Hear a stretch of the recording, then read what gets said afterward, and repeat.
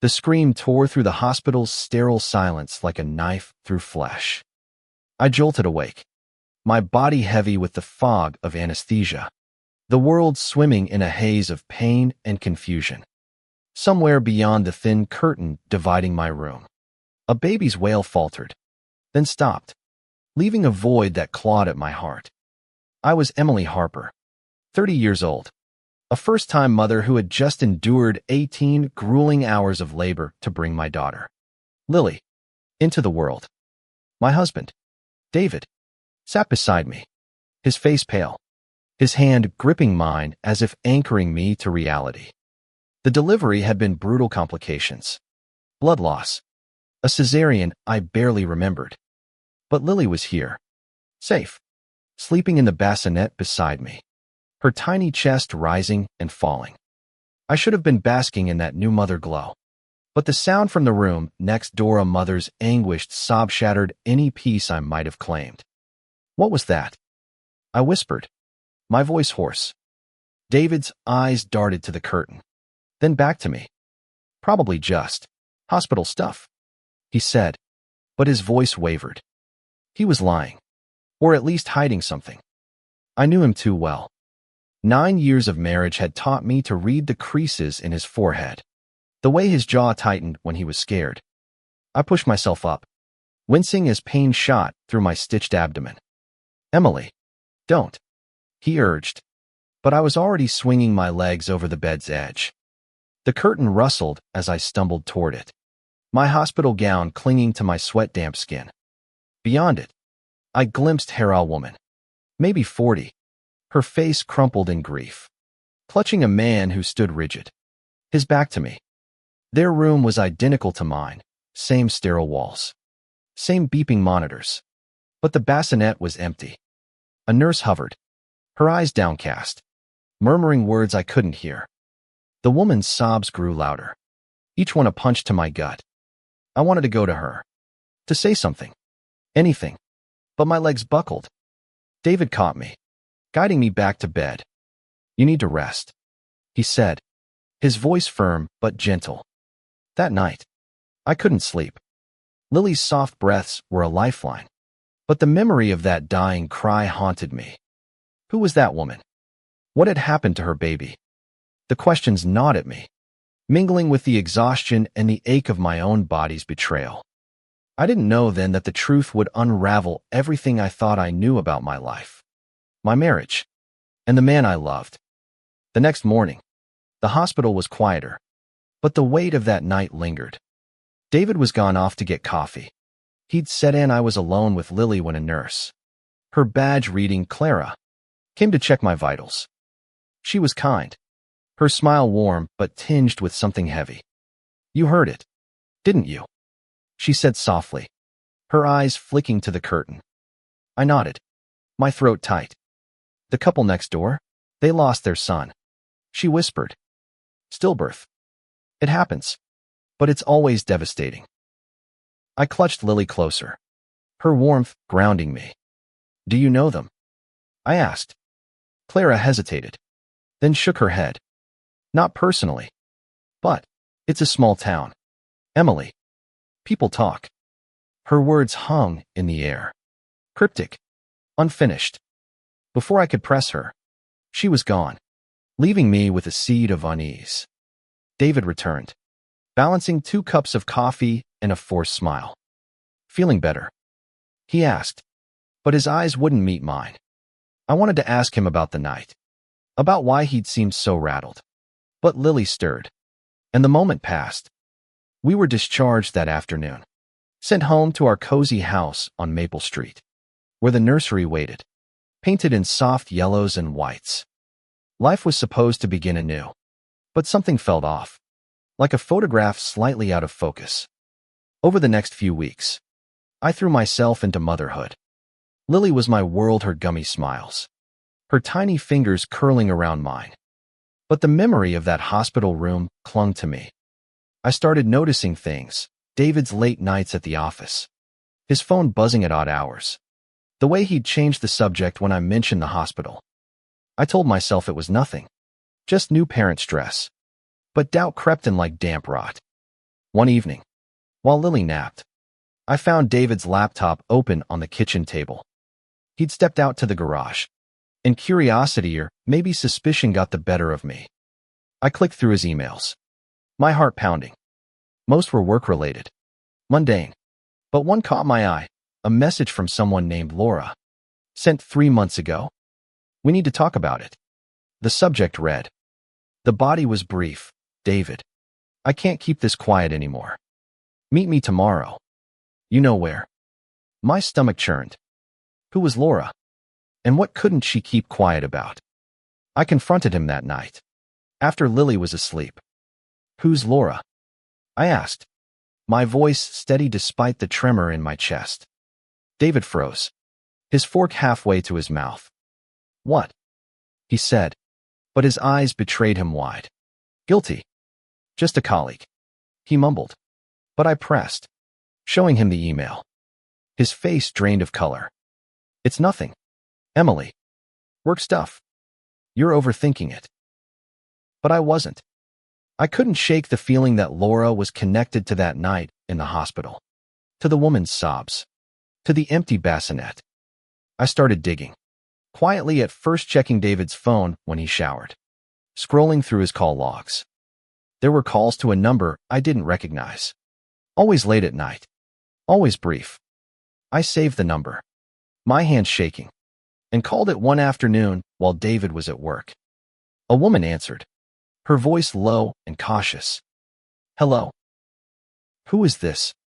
I asked, my heart hammering. A pause. Then, "This is Laura." "Who's this?" I hung up, my breath ragged. Laura. The name burned in my mind. I didn't know who she was, but I was determined to find out. The truth was out there, waiting, and I was already too deep to turn back. The search for Laura consumed me. Every spare moment, when Lily was napping or David was out, I scoured the internet, cross-referencing the phone number with social media, public records, anything I could access. My nights were sleepless, not just from Lily's cries, but from the gnawing suspicion that David was hiding something big. The hospital, the baby's death, Laura's email, it all felt like pieces of a puzzle I was desperate to solve. One afternoon, while David was at his accounting firm, I drove to the hospital. I didn't know what I was looking for, but Clara, the nurse, had hinted at something. Maybe she knew more. The hospital lobby was bustling, but I spotted Clara at the nurse's station, her dark hair pulled into a tight bun. She looked startled when I approached, her eyes darting around as if checking for eavesdroppers. "Emily, what are you doing here?" she asked, her voice low.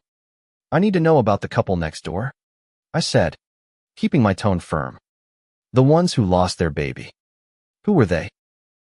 Clara's face tightened. "I can't share patient information. Emily, you know that."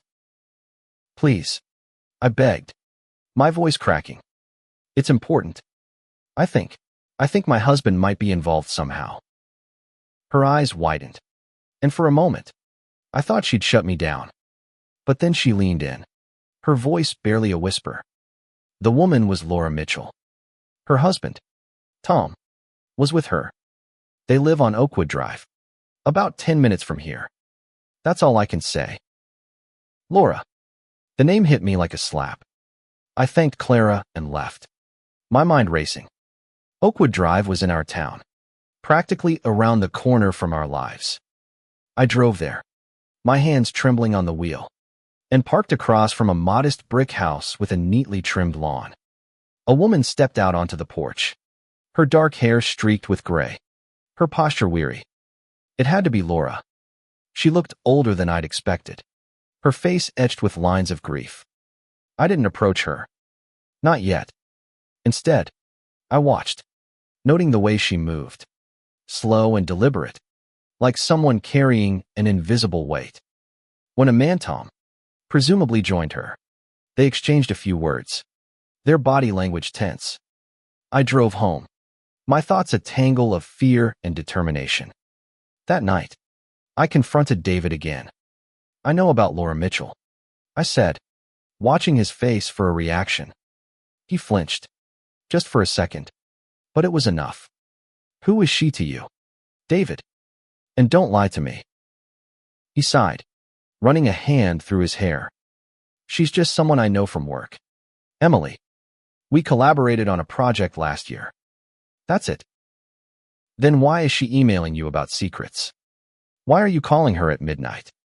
My voice rose, and Lily stirred in her crib, forcing me to lower it. Tell me the truth, David, or I swear I'll find it myself. He looked at me, his eyes pleading, but he said nothing. The silence was worse than any lie. I went to bed that night with a plan forming. I'd meet Laura myself. The next day, I left Lily with my sister, Sarah, and drove back to Oakwood Drive. My heart pounded as I knocked on Laura's door. She opened it, her eyes narrowing as she took me in. Can I help you? She asked, her voice guarded. I'm Emily Harper, I said. I think you know my husband, David. Her face paled, and she stepped back, gesturing me inside. The living room was tidy but lifeless. Photos of a smiling couple on the walls, but none of a baby. We sat, and I didn't waste time. I was in the hospital room next to you, I said. The night you lost your son. I'm so sorry, but I need to know what's going on between you and David. Laura's hands trembled as she clasped them in her lap. I didn't mean for any of this to happen, she said, her voice breaking. David and we got close last year. It was a mistake, a stupid affair. I ended it when I got pregnant. But then, she trailed off, tears spilling down her cheeks. The baby wasn't Tom's. It was David's. The room spun. I gripped the armrest, my nails digging into the fabric. You're saying, the baby you lost was my husband's. My voice was barely audible, but it carried the weight of my world collapsing. Laura nodded, sobbing now. I told him I'd keep it secret. For Tom's sake. For yours. But after the baby died, I couldn't pretend anymore. I told David we had to tell the truth. I stood, my legs shaky, and left without another word. The drive home was a blur, Laura's confession echoing in my mind. David had cheated. He'd fathered a child with another woman, a child who died before I even knew it existed. The betrayal cut deeper than I'd thought possible. But worse was the realization that he'd let me lie in that hospital bed, hearing Laura's grief, knowing it was his child who'd died. When David got home, I was waiting. You had an affair with Laura Mitchell, I said, my voice cold. Her baby was yours. He didn't deny it. He just sank onto the couch, his head in his hands. I'm so sorry, Emily, he whispered. It was a mistake. I didn't know how to tell you. I wanted to scream, to throw something, but I just stood there, numb. Get out, I said. And he did, leaving me alone with Lily and a truth that shattered everything. David's absence left a void in the house, but it was Lily who kept me grounded. Her giggles, her curious eyes, they were my anchor in the storm of betrayal. I moved through the days on autopilot, feeding her, changing her, singing lullabies while my mind churned with questions. How long had David's affair lasted? Why had he stayed silent about the baby? And what did Laura's husband, Tom, know? I couldn't face David yet, but I needed answers. I called Sarah, my sister, and poured out the story.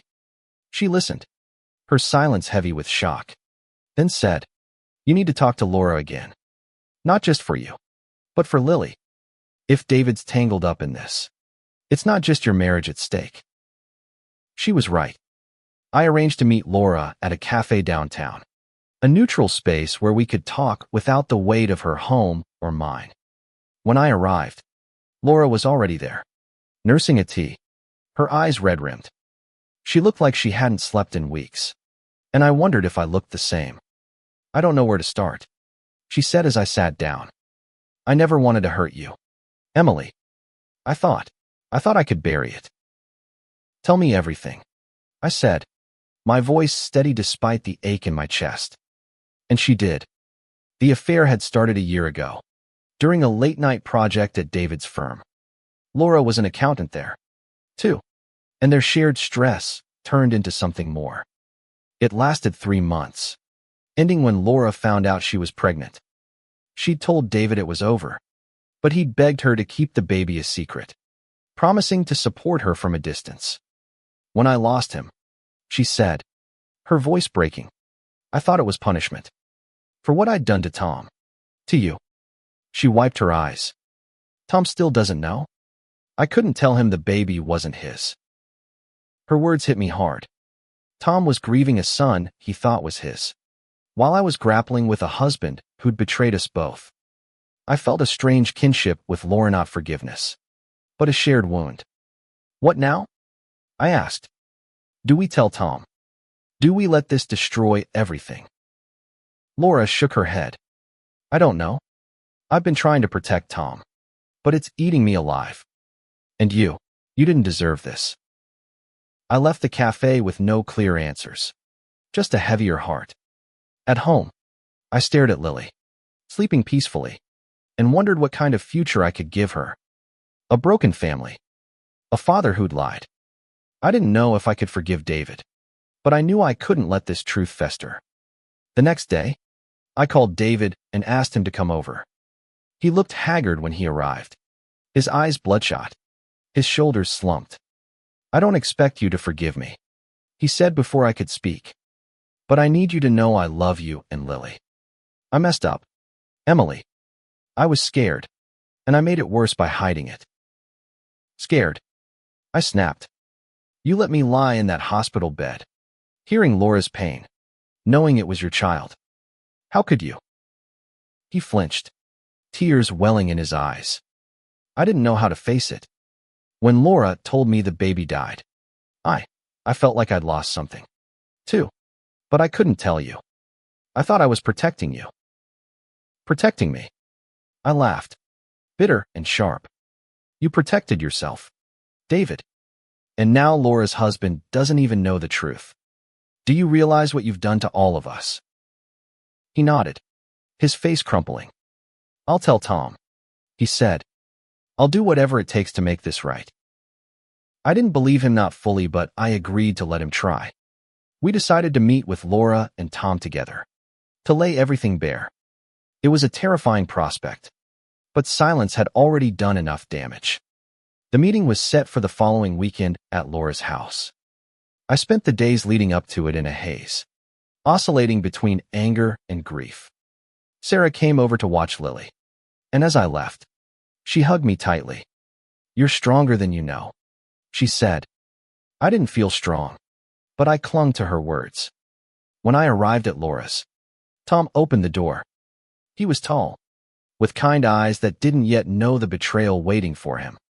Laura was in the living room, her hands twisted in her lap, and David stood by the window, looking like he wanted to bolt.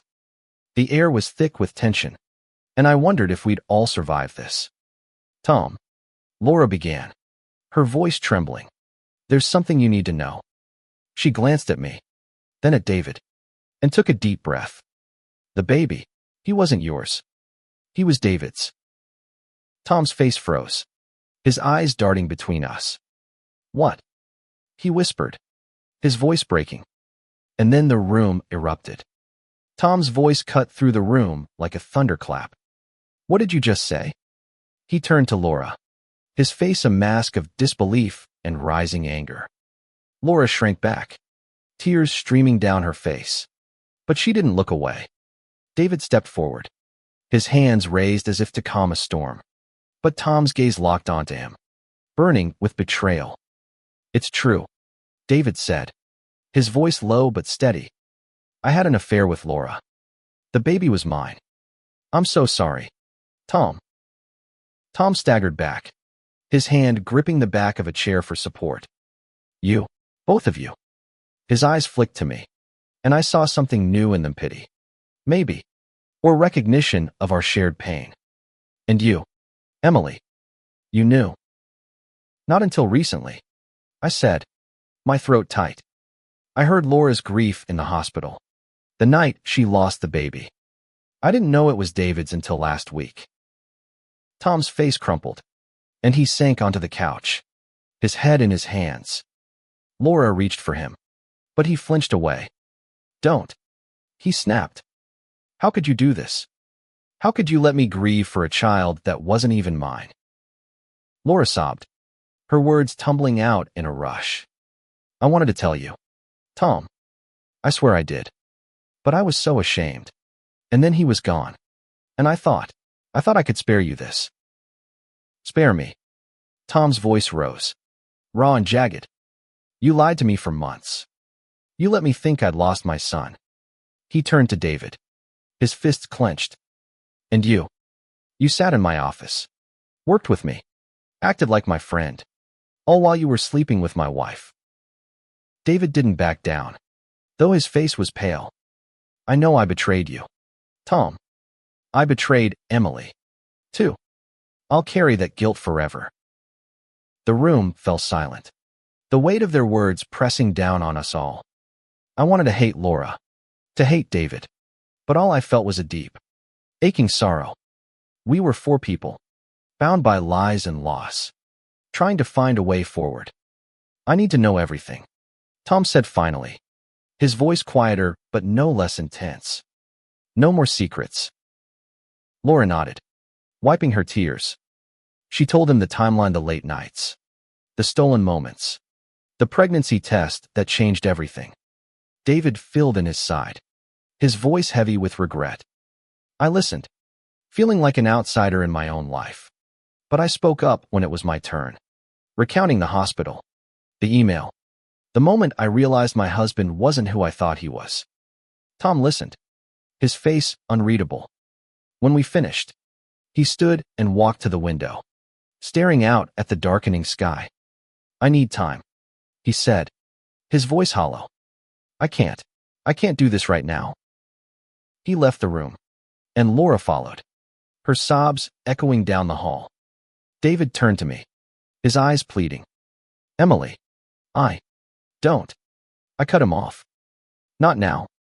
I left, too, driving home with tears blurring my vision. Lily was awake when I got back, her innocent smile a stark contrast to the chaos in my heart. I held her close, wondering how I'd protect her from the wreckage of our family. The next few days were a blur. David stayed at a hotel, calling daily to check on Lily and me. I didn't answer, not ready to face him. But I couldn't stop thinking about Tom. He'd lost a child he thought was his, only to learn it was a lie. I wondered if he felt as unmoored as I did. I reached out to him, leaving a voicemail. Tom, it's Emily Harper. I know you're hurting. I am, too. If you want to talk, I'm here. I didn't expect a response. But the next day, he called back. We met at a park, sitting on a bench while kids played nearby. Tom looked exhausted, his eyes shadowed. I kicked Laura out, he said, his voice flat. I can't look at her without seeing the lie. I'm so sorry, I said, meaning it. I don't know how to move forward either. He nodded, staring at the ground. I keep thinking about that baby. I loved him, even if he wasn't mine. And now I'm grieving him all over again. His words broke something in me. I reached for his hand, and he didn't pull away. We sat there, two strangers bound by betrayal, finding solace in shared pain. It wasn't forgiveness. Not yet, but it was a start. That night, I made a decision. I called David and told him to come home not to reconcile, but to talk. We needed to figure out what was next, for Lily's sake, if nothing else. When he arrived, he looked like a man who'd lost everything. And maybe he had. I'll do whatever it takes, he said, his voice raw. Therapy, counseling, anything. I want to be a father to Lily, a husband to you, if you'll let me. I didn't have an answer. The truth had hit, and it had left us all in pieces. But as I looked at Lily, sleeping in her crib, I knew one thing. I'd fight for her, for us, even if I didn't know what that looked like yet.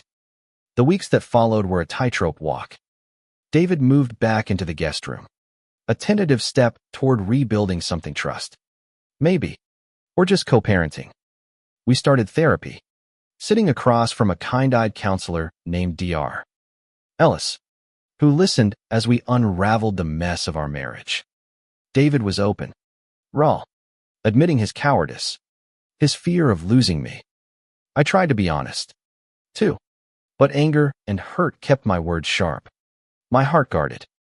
Lily was my constant, her needs pulling me through the fog. But I couldn't stop thinking about Tom and Laura. I'd seen Tom once more at the park, and we'd talk for hours. Not just about the betrayal, but about life, his love for hiking, my passion for painting. It was strange, finding comfort in someone else's pain, but it felt like a lifeline. One evening, Laura called me. Her voice was shaky, uncertain. "Emily, I know I have no right to ask, but can we meet? I need to tell you something." I agreed, though my stomach twisted with dread. We met at the same cafe, and Laura looked worse than before, thinner, her eyes hollow. "Tom filed for divorce," she said, her voice barely audible. "He can't forgive me, and I don't blame him." I didn't know what to say. Part of me wanted to lash out, to blame her for my own crumbling marriage. But her pain was so raw, so mirror-like to mine, that I couldn't. "What did you want to tell me?" I asked. She took a deep breath. "I've been thinking about the baby, about why he didn't make it. The doctor said it was just one of those things. But I keep wondering if it was my fault. The stress, the guilt. I was so scared of Tom finding out, of you finding out." Her words hit me hard. I'd wondered the same about my labor. Had my stress, my fear, caused the complications? "It's not your fault," I said, surprising myself. "We can't control everything. You lost a child. Laura, that's enough punishment." She looked at me, tears spilling over. "You don't hate me." "I did," I admitted. "But hating you doesn't fix anything. It just keeps us stuck." We sat in silence, two women broken by the same man, yet finding a fragile bridge between us. I didn't forgive her, not fully, but I understood her. And that was enough for now. At home, David was trying. He'd taken on more with Lily, changing diapers, reading bedtime stories. But every gesture felt like an apology, and I wasn't ready to accept it. In therapy, Dr. Ellis pushed us to talk about the future. "What do you want, Emily?"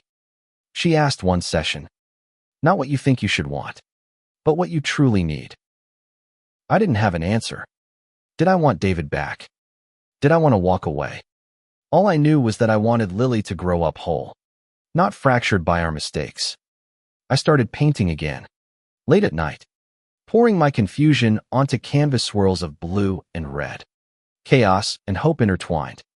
One afternoon, Tom texted me, asking to meet again. We walked the park's trails, the autumn leaves crunching underfoot. "I'm moving," he said, his voice steady but sad. "To Seattle. I need a fresh start, away from all this." I nodded, understanding. "Will you be okay?" I asked. He smiled. "A small, broken thing. Eventually. You." "I'm trying," I said. We hugged. A brief, awkward embrace. And I felt a pang of loss, not for Tom, but for the simplicity of life before the truth. That night, I sat down with David. "I don't know if I can trust you again," I said, my voice steady. "But I'm willing to try. For Lily. For us. Maybe. But you have to earn it."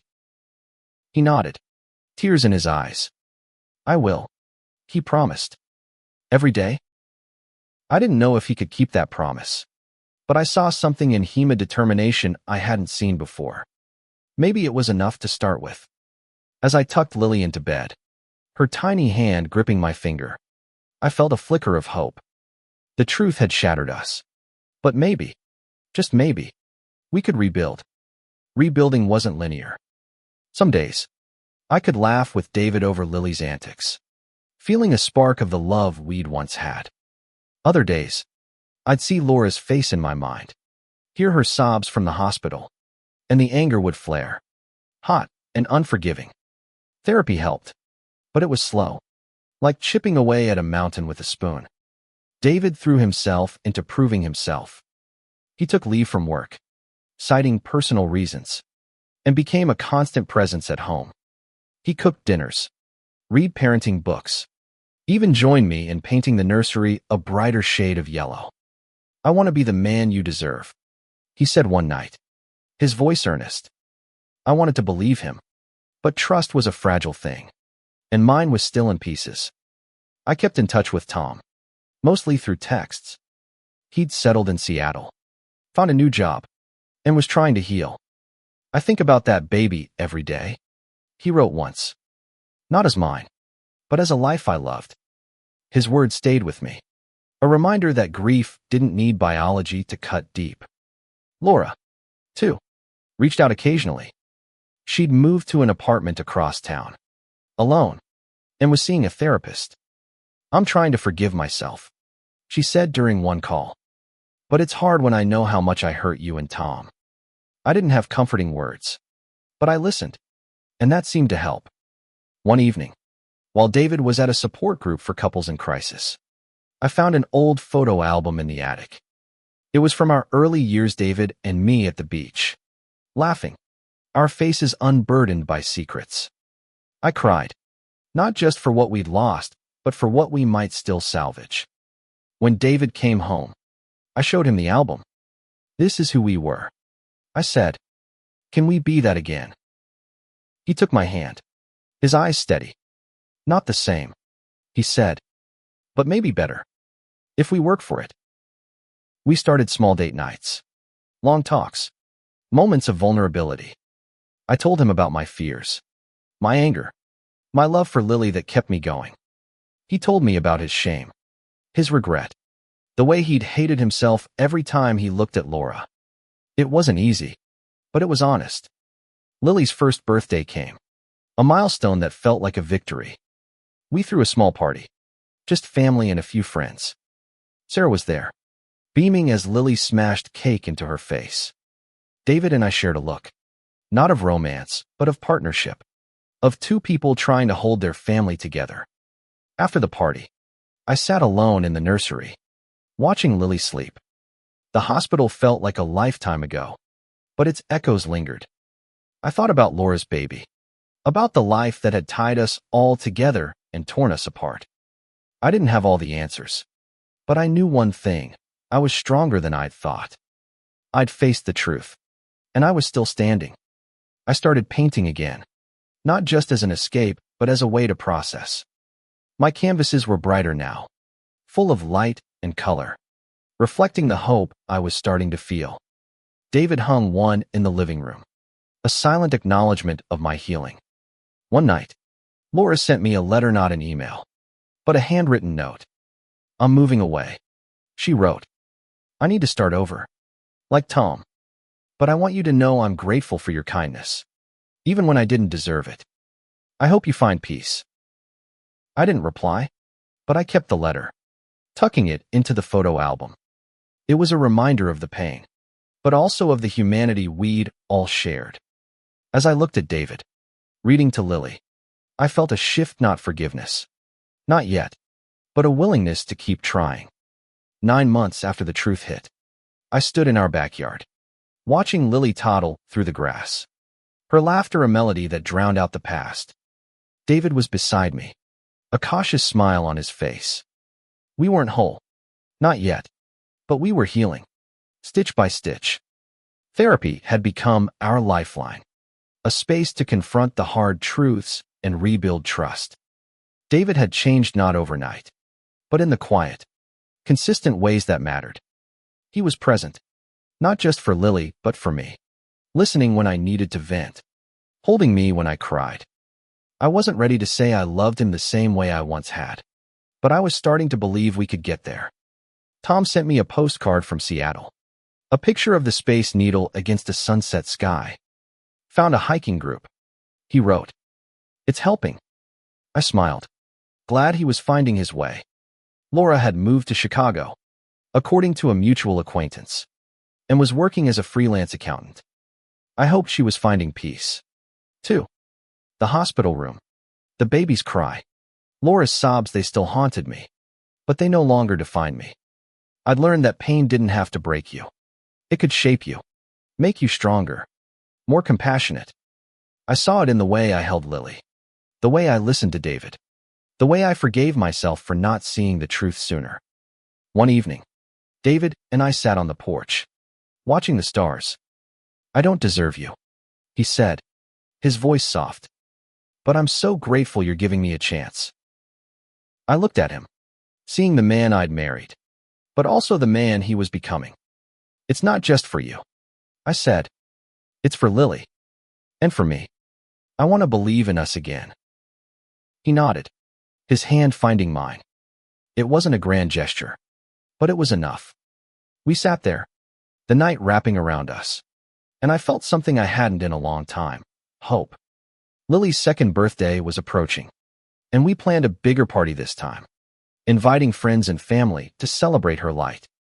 I painted a mural for her room, a garden of flowers and stars, a symbol of growth and possibility. When David saw it, he teared up, pulling me into a hug. "You're incredible," he whispered. I didn't feel incredible, but I felt alive. The truth had hit, hard and unrelenting, but it hadn't destroyed us. It had forced us to face our flaws, our pain, and our capacity for forgiveness. I didn't know what the future held, but I knew we'd face it together, David, Lily, and me, a family scarred but unbroken. As I tucked Lily into bed that night, her tiny hand curled around my finger, I whispered, "We're going to be okay." And for the first time in a long time, I believed it.